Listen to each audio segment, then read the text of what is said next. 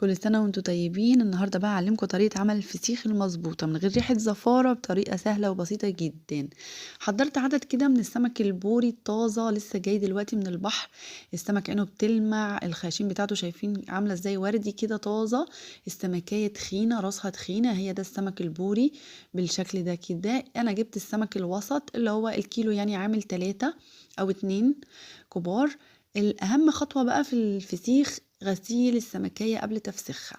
همسك السمكية كده واخلي راسها لتحت عشان ما فيش اي مية تدخل لبطن الفسيخة، عشان الفسيخ بتاعي ما يتعفنش ومبقاش ريحته وحشة. هغسل ظهر الفسيخة كده والجسم الفسيخة كلها السمكية بتاعتي. وبعدين هغسل الخياشيم كده بالشكل دوت. افتحي الخياشيم وطلعي اي طين موجود في الخياشيم بالشكل دوت. بقها هيفتح وهينزل الطين اللي موجود فيها. ووقف السمكية على راسها كده بالشكل دوت عشان تنزل المية اللي موجودة فيها. افتحي كده واغسلي سمكية تانية هي